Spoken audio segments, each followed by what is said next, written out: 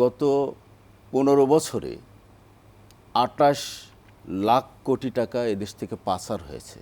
সেই পাচারকৃত অর্থ কি এই অস্থিতিশীলতা তৈরির জন্য সেই অর্থ ব্যবহৃত হচ্ছে? আপনারা এও লক্ষ্য করেছেন যে শেখ হাসিনার পতনের পর কতকগুলো প্রতিবিপ্লবের চেষ্টা হয়েছে, ষড়যন্ত্র হয়েছে। প্রথমে ছিল জুডিশিয়াল কু করার একটা চেষ্টা, সেটা ব্যর্থ হয়েছে। তারপর আনসার বিদ্রোহ, সেটা ব্যর্থ হয়েছে। আমাদের হিল এলাকায় কুকি চায়না আন্দোলন, সেটা ব্যর্থ হয়েছে। তারপরে অটোরিকশা চালকদের ঢাকা অবরোধ, সেটা ব্যর্থ হয়েছে। এরপরে সর্বশেষ কি হলো? ইসকন, সংখ্যালঘুদের নিরাপত্তার নামে এদেশে একটা অস্থিতিশীলতা তৈরির চেষ্টা হলো।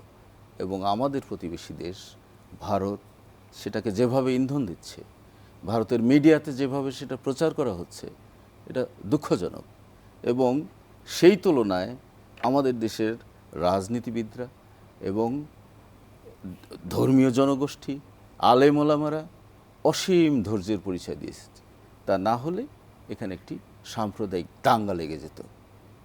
এইটাও যখন ব্যর্থ হয়েছে, সর্বশেষ আপনি দেখেন এই তাবলিগ জামাত এই ইস্যুটাকে কিন্তু কেউ আনছে না।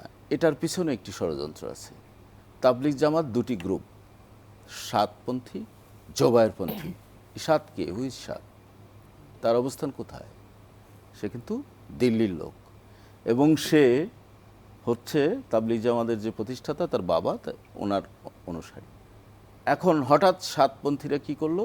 কাকরাইল মসজিদ ঘেরাওয়ের কর্মসূচি দিল। সেইটা ব্যর্থ হয়েছে, কিন্তু গতকালকে আবার সেই তুরাগ ঘেরাওয়ের কর্মসূচিতে 4 জনের প্রাণ গেছে। একের পর এক কিন্তু ষড়যন্ত্র লেগেই আছে।